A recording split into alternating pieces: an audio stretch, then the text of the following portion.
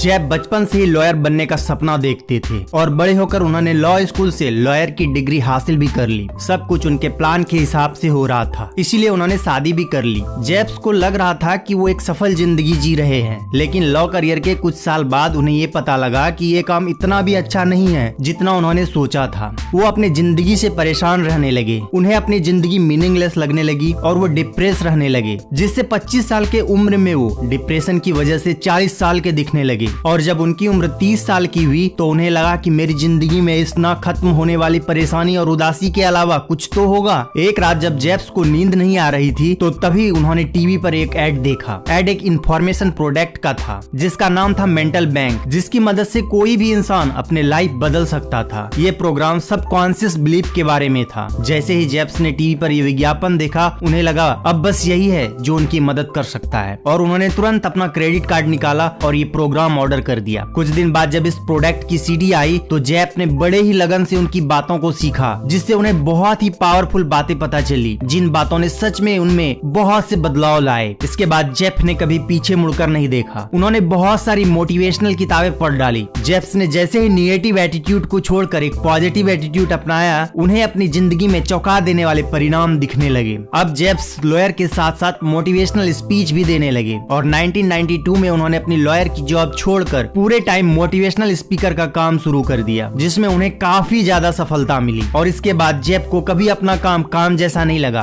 वो जब भी अपनी स्पीच को तैयार करते या मोटिवेशनल लेख लिखते तो उन्हें ऐसा लगता कि वो यही करने के लिए बने हैं। जेफ्स की जिंदगी में इतना बड़ा बदलाव कभी नहीं आता अगर वो एटीट्यूड इज एवरीथिंग को नहीं समझते। इस किताब को लिखने से पहले जेफ्स ने सक्सेस और ह्यूमन बिहेवियर पर 20 साल रिसर्च की। इस दौरान उन्होंने सैकड़ों किताबें पढ़ डाली कि क्यों कुछ लोगों को सफलता मिल जाती है और क्यों कुछ सोचने में ही अपनी जिंदगी बर्बाद कर देते हैं। अगर आपको भी जेफ्स की तरह अपनी जिंदगी बदलनी है तो आपको इन बातों को फॉलो करना होगा, जो आज मैं इस वीडियो में आपसे शेयर करूंगा। Number 1, your attitude is your window to the world. घर के बाहर कितनी भी अच्छी सीनरी हो, अगर घर का विंडो गंदा हो तो आपको अच्छा नजारा भी बुरा ही दिखेगा। हर कोई अपने आसपास के लोगों को एक विंडोज से यानी कि अपने एटीट्यूड से देखता है। अगर वो विंडो गंदा हो तो दुनिया उसे गंदी दिखती है और अगर विंडो साफ हो तो उसे दुनिया साफ और अच्छी लगेगी। इसलिए जरूरी है कि हम अपने विंडो को एकदम साफ रखें। आइए इसे एक एग्जाम्पल से समझते हैं। एक बच्चा जब भी चलना सीखता है और वो गिर जाता है तो वो क्या करता है, मैं आपको बताता हूँ वो क्या नहीं करता। वो कारपेट या जमीन को दोष नहीं देता, वो अपने माँ बाप की ओर उंगली नहीं उठाता कि उन्होंने गलत रास्ता दिखाया। वो बच्चा हार नहीं मानता, वो मुस्कुराता है और फिर से खड़ा होता है और वो तब तक ऐसा करता है जब तक वो चलना न सीख जाए। उसकी मेंटल विंडो बिल्कुल साफ होती है। उसे लगता है जैसे कुछ भी नामुमकिन नहीं, लेकिन जैसे हम सभी जानते हैं एक ऐसा टाइम भी आता है जब जिंदगी हम पर गंदगी डालना शुरू कर देती है। हमारी मेंटल विंडो गंदी होने लगती है और जब हमें स्कूल में कम नंबर लाने की वजह से डांटा जाता है, जब हमें एक दूसरे से कंपेयर किया जाता है, जब हमें रोक टोक और गुस्से का सामना करना पड़ता है, तो हमारी विंडो गंदी होने लगती है और इन सब की वजह से हम अपना खुद पे विश्वास और पॉजिटिव एटीट्यूड कहीं खो देते हैं। अगर आप अपनी मेंटल विंडो क्लीन नहीं रखेंगे तो आप अपनी जिंदगी निगेटिविटी में गुजार देंगे और इसकी वजह से आप अपनी जिंदगी कभी खुल के नहीं जी पाएंगे। आपके पास जिंदगी जीने के दो रास्ते होते हैं, पॉजिटिव एटीट्यूड और negative attitude.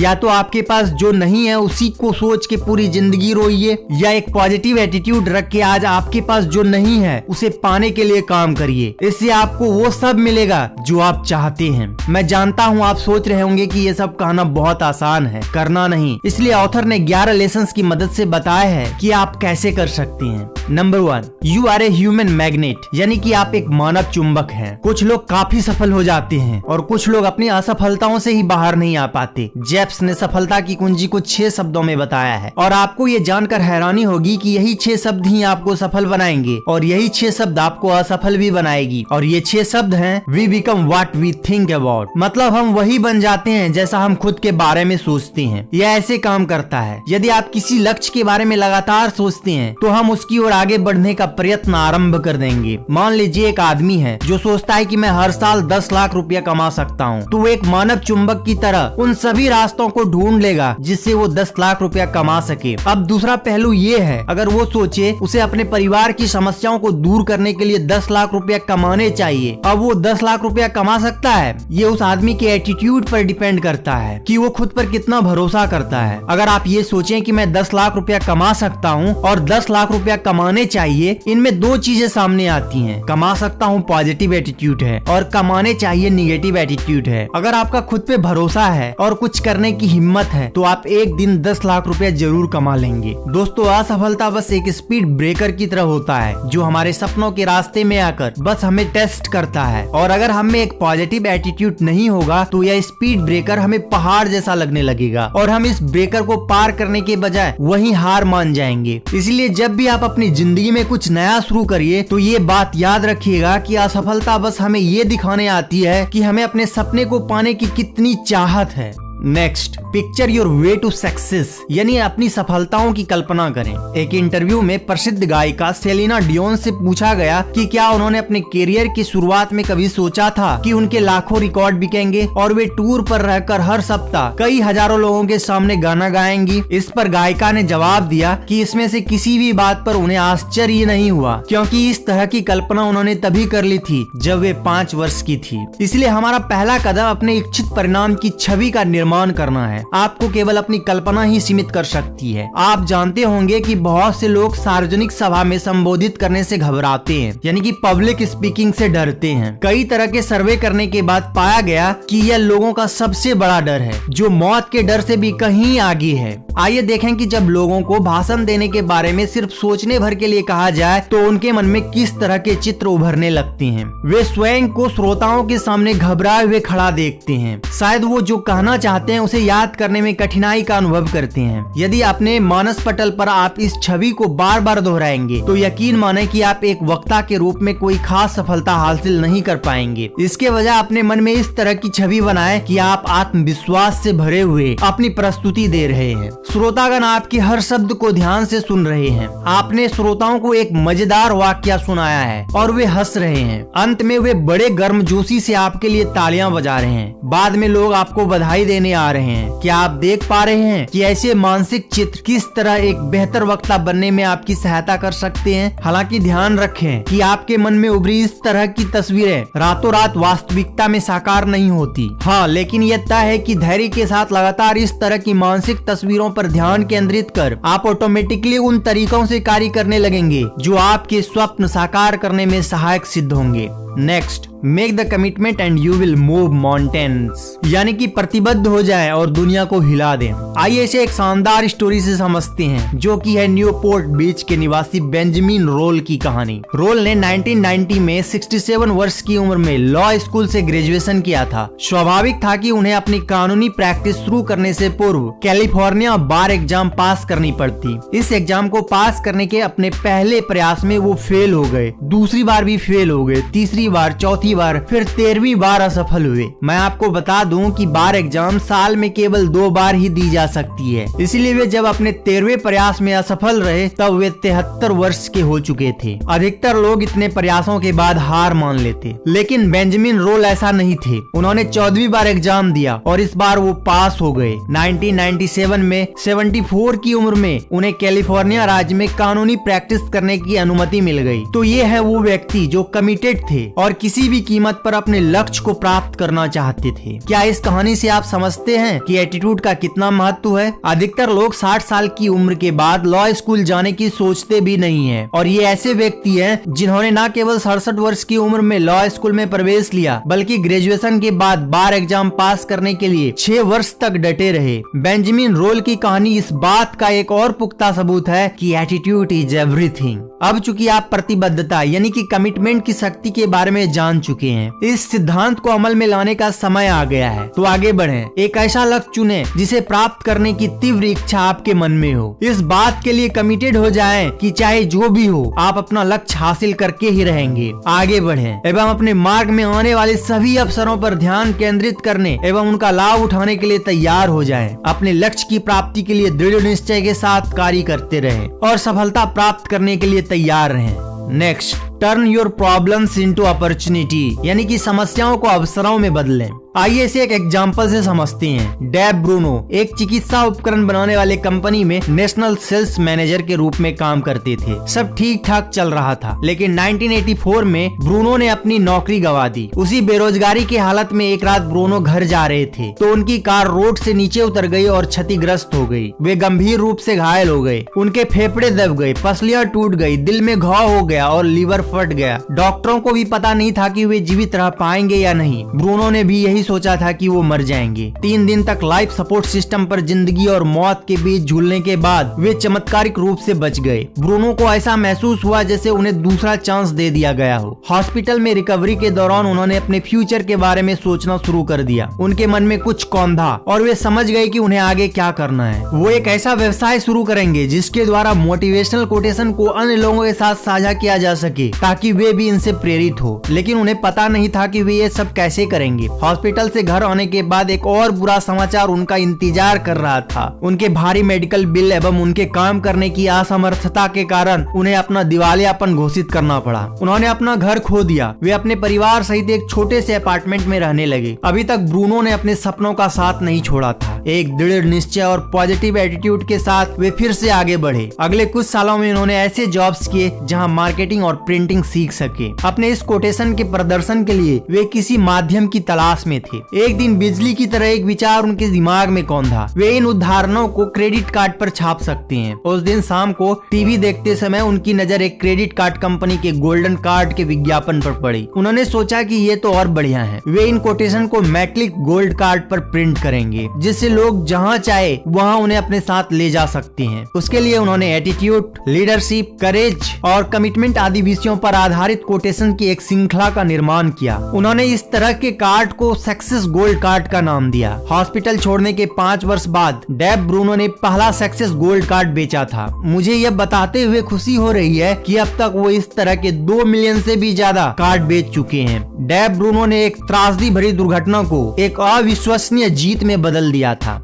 Next, your words blaze a trail, यानी कि अपने शब्दों को पथ प्रदर्शक बनाइए। यदि मैं किसी से कहता हूँ कि मैं कुछ करने जा रहा हूँ तो मुझे वह काम करना ही होगा। इसे अंग्रेजी में बर्निंग योर ब्रिजेज कहा जाता है, जिसका अर्थ होता है पीछे लौटने के सारे रास्ते बंद कर देना। कभी कभी जीवन में आगे बढ़ने या किसी महत्वाकांक्षी लक्ष्य की प्राप्ति के लिए यह तरीका कारगर साबित होता है। उदाहरण के तौर पर जिग जिगलर हैं, जो एक प्रसिद्ध मोटिवेशनल स्पीकर हैं। उन्होंने निश्चय किया कि वे डाइटिंग करेंगे और अपना वजन 202 पाउंड से घटाकर 165 पाउंड ले आएंगे। उस समय वे अपनी पुस्तक सी यू एट द टॉप का लेखन कर रहे थे। इस पुस्तक में उन्होंने एक वक्तव्य दिया जिसमें उन्होंने लिखा है कि उन्होंने अपना वजन 165 पाउंड तक घटा लिया है। यह घटना उनके लेखन के प्रेस में जाने के 10 महीने पहले की थी और फिर उन्होंने अपने प्रिंटर को उस पुस्तक की 25,000 कॉपियां बनाने का ऑर्डर दे दिया। ध्यान रहे, जब जिगलर ने यह वक्तव्य दिया वास्तव में उनका वजन 202 पाउंड था। उन्होंने 25,000 लोगों के सामने अपनी विश्वसनीयता दांव पर लगा दी थी अपनी पुस्तक में यह वक्तव्य देकर कि उनका वजन 165 पाउंड है। जिगलर जानते थे कि उन्हें पुस्तक की छपाई से पूर्व 37 पाउंड कम करने हैं और उन्होंने इसे कर दिखाया। इस रणनीति को चुनिंदा लक्ष्यों के लिए ही आजमाएं। इसे उन लक्ष्यों तक ही सीमित रखें जो आपके लिए बहुत महत्वपूर्ण है और जहां आप किसी भी हद तक अपनी प्रतिबद्धता कायम रख सकते हैं। क्या यह तरीका जोखिम भरा है? जी हाँ, बेशक, लेकिन यह उतना ही प्रेरक भी है।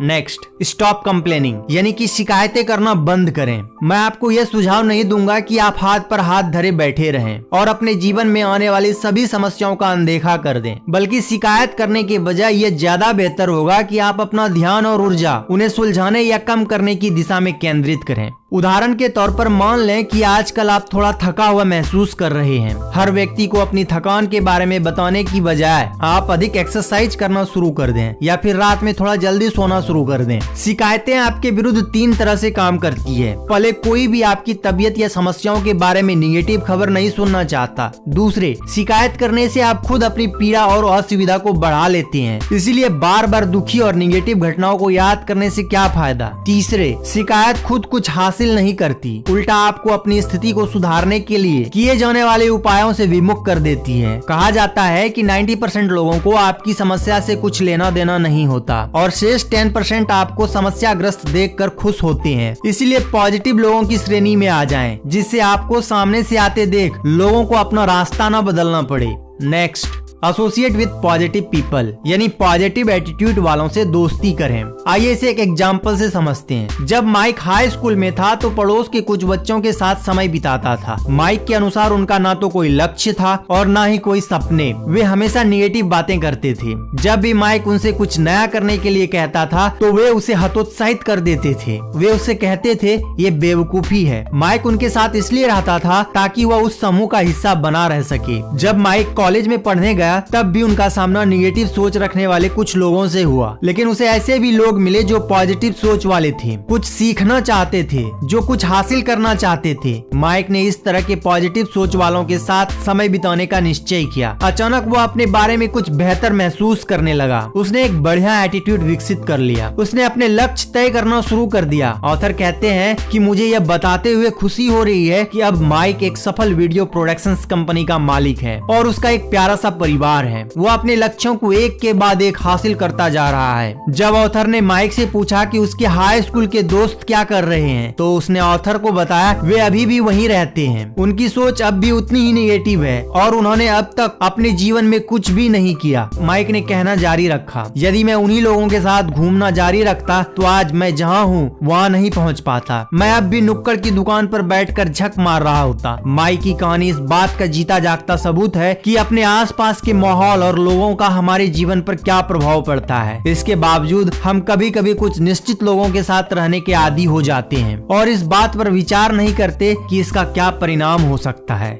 Next, confront your fear and grow, यानी कि अपने डर से मुकाबला कर आगे बढ़ें। मैं आपको एक ऐसी महिला की कहानी सुनाना चाहता हूँ जो कंफर्ट जोन से बाहर निकलने के बारे में बहुत कुछ जानती है। उसका नाम है डॉटी बॉर्मन, जो 32 साल तक न्यूयॉर्क के एक हाई स्कूल में इंग्लिश की टीचर रह चुकी है। हालांकि 10 वर्ष की उम्र से ही वो शो बिजनेस में जाना चाहती थी, फिर भी उन्होंने एक करियर के रूप में टीचर का सुरक्षित जॉब चुना। टीचर के रूप में कार्य करते हुए डॉटी ने गाने लिखना और उनकी प्रस्तुति करना शुरू कर दिया। हालांकि यह सिर्फ शौकिया तौर पर था, लेकिन इसने उसके सपने को जिंदा रखा। फिर 1980 के अंत में डॉटी ने एक निर्णय लिया कि वे टीचिंग को छोड़कर एक परफॉर्मर के रूप में अपना नया करियर शुरू करेगी। 88 की गर्मियों में उन्होंने अपना रिजाइन दे दिया। फिर एक अनजाने डर ने उन पर कब्जा कर लिया और किसी अपरिचित क्षेत्र में कदम रखने के ख्याल से वो इतनी डर गई कि उन्होंने अपना इस्तीफा वापस ले लिया और फिर से बच्चे को पढ़ाना शुरू कर दिया। किंतु डॉटी के भीतर कुछ था जो उनके सपने को मरने नहीं दे रहा था। 6 महीने बाद यानी 1989 की जनवरी में उन्होंने अपने डर पर काबू पा लिया और रिटायर हो गई। अब वो 50 साल की हो चुकी थी।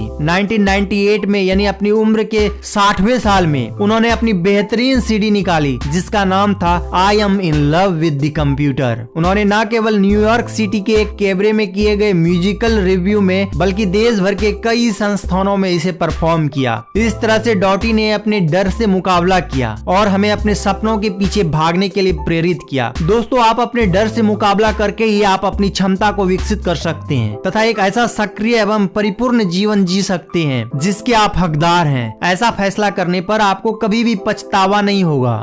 Next, get out there and fail, यानी असफलताओं से ना घबराएं, असफलता से विचलित न हो। मैं आपको ऐसे 2 लोगों की कहानी बताना चाहता हूँ जिन्होंने प्रेरक कहानियों के संग्रह पर एक पुस्तक लिखी थी। उनका अनुमान था कि उसके लिए किसी प्रकाशक को ढूंढने में 3 माह का समय लगेगा। वे सबसे पहले जिन प्रकाशक के पास गए उन्होंने उसकी पुस्तक प्रकाशित करने से मना कर दिया। दूसरे प्रकाशक ने भी मना कर दिया। तीसरे प्रकाशक ने भी मना कर दिया। अगले 30 प्रकाशकों ने उन्हें मना कर दिया। आपको क्या लगता है कि अगले 3 सालों तक 33 बार ना सुनकर उन्होंने क्या किया होगा? उन्होंने अपनी पुस्तक 34वें प्रकाशक को दी। इस प्रकाशक ने उन्हें हाँ कर दी। इस तरह 33 बार असफलता का सामना करने के बाद जिस पुस्तक का विमोचन हुआ उसका नाम था chicken soup for the soul. Jack Canfield और मार्क विक्टर हैंसन द्वारा लिखित एवं संकलित इस पुस्तक ने सफलता के झंडे गाड़ दिए। अब तक chicken soup for the soul series के 100 मिलियन कॉपियां बिक चुकी है। यह सब इसलिए संभव हो पाया क्योंकि जब तक जैक कैनफील्ड और मार्क विक्टर हैंसन ने सफलता हासिल नहीं कर ली, बार बार असफल होने तथा अपना काम जारी रखने के लिए अपने निश्चय पर अडिग रहे। वह क्या था जिसने जैक कैनफील्ड और मार्क विक्टर हैंसन को 33 असफलताओं के बाद भी अपने निश्चय पर टिकाए रखा? वह था उनका एटीट्यूड। यदि वे लोग निगेटिव एटीट्यूड वाले होते तो अपने पहले दूसरे प्रयासों के बाद ही हार मान चुके होते और फिर उनके हाथ या कुबेर का खजाना नहीं लगता। लेकिन उन्होंने बार बार असफलता हाथ लगने पर भी उत्साह के साथ अपना एटीट्यूड एटीट्यूड पॉजिटिव ही बनाए रखा। विजेता वे हैं जो जानते हैं कि जीवन में किसी बच्चे की तरह दौड़ना सीखने से पहले चलना जरूरी है और चलना सीखने से पहले रेंगना जरूरी है। इतना ही नहीं, हर नया लक्ष्य असफलता का एक नया समूह लेकर आता है। यह आप पर निर्भर करता है कि आप इस तरह की निराशा को अस्थायी रुकावट या चुनौती समझकर उससे मात देते हैं या फिर उसे अजय समझकर उससे हार मान लेते हैं। यदि आप अपनी हर पराजय से सीखने का निश्चय कर लें और अपने अंतिम परिणाम पर ध्यान केंद्रित कर लें तो असफलता अंततः आपको सफलता दिलवा कर ही रहेगी। तो दोस्तों, इस वीडियो में बस इतना ही। आपको ये वीडियो कैसी लगी हमें कमेंट करके जरूर बताएं। वीडियो को लाइक करें, शेयर करें और चैनल को सब्सक्राइब करना ना भूलें। तो मिलते हैं नेक्स्ट वीडियो में। Thanks for watching. जय हिंद।